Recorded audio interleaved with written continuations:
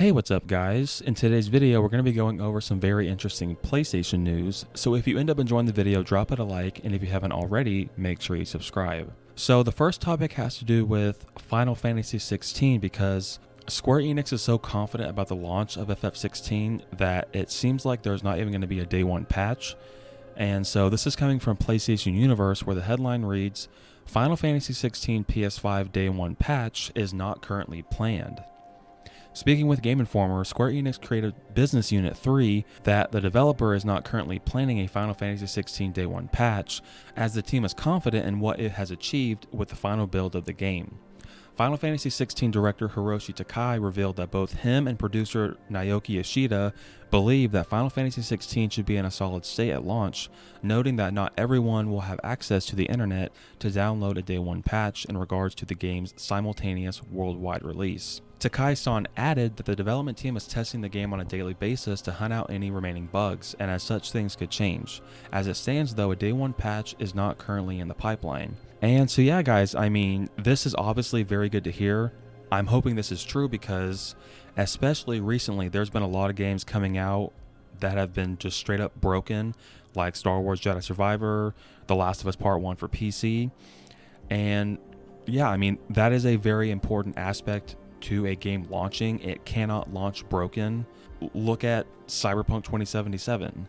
Now the game is very good and very optimized, but you know, look at how that game launched. And so yeah, I mean, this is obviously very good to hear. I think this game went gold like almost 2 months ago. Now, do I expect to play FF16 on day one without a day one patch? And you know, do I expect to see no bugs, no glitches at all? I mean, of course I do. I mean, it's a video game. No matter how much they polish a game, surely something will slip through the cracks. I mean, if somehow Square Enix can launch this game without a day one patch and it's flawless, I mean, that would just be amazing. You know, I highly doubt that, but if that were to happen, yes, that would be amazing. But what do you guys think down below? Let me know your thoughts on the fact that Square Enix is showing more and more confidence in this game by saying that as of right now, they do not plan on releasing a day one patch for Final Fantasy 16. Now, moving on to the second topic of the video, this is actually going over some confirmed news from Insomniac themselves regarding Spider-Man 2. So once again, reading from PlayStation Universe, the headline reads, Marvel Spider-Man 2 is a single-player game, confirms Insomniac. Insomniac Games has confirmed that Marvel Spider-Man 2 will be a single-player game, despite comments from Miles Morales voice actor Nadji Jeter last September, who suggested the game would feature co-op. Jeter's comments were not widely circulated online until this week, although it did prompt someone to ask Insomniac Games on Twitter if this would be the case. The response? Nope, it is an epic single-player adventure. It's not a surprise that people may have thought the game would feature co-op, as it features both Peter Parker and Miles Morales. It's definitely an interesting concept, and maybe one day we'll have a Spider-Man co-op game from Insomniac, but for now, it's single-player only. And yeah, I mean, this is actually kind of crazy. Apparently, Nadji Jeter, the voice of Miles Morales, he said this back last year, and somehow it's only going across the internet recently.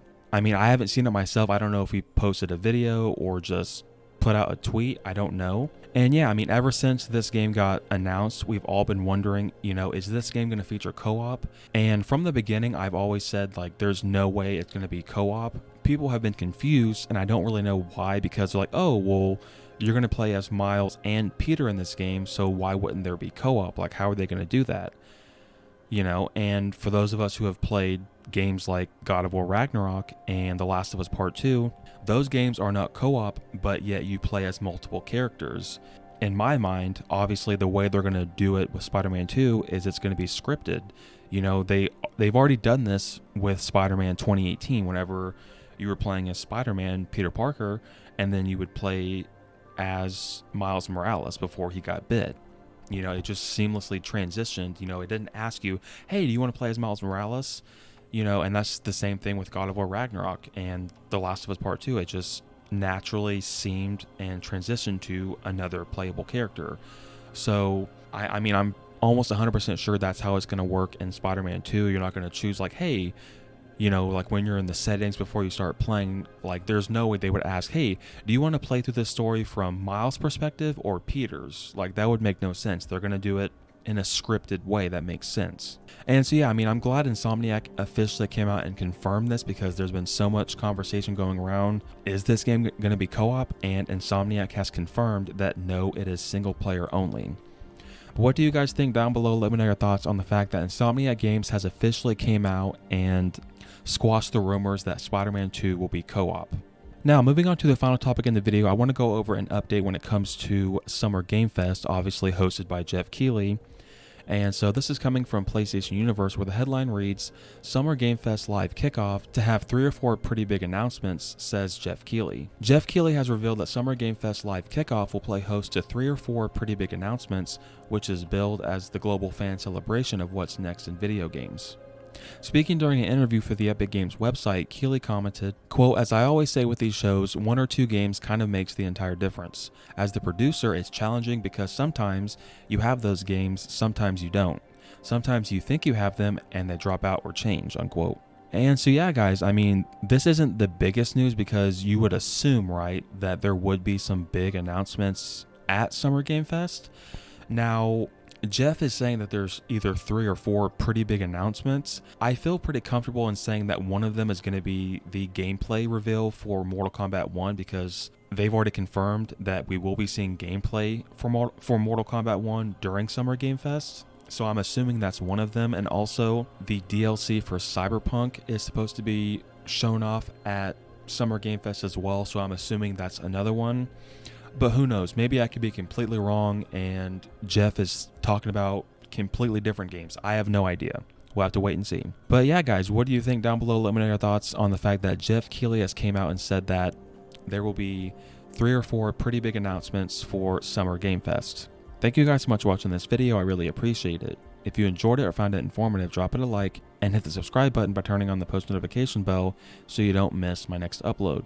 Until next time, guys, take care.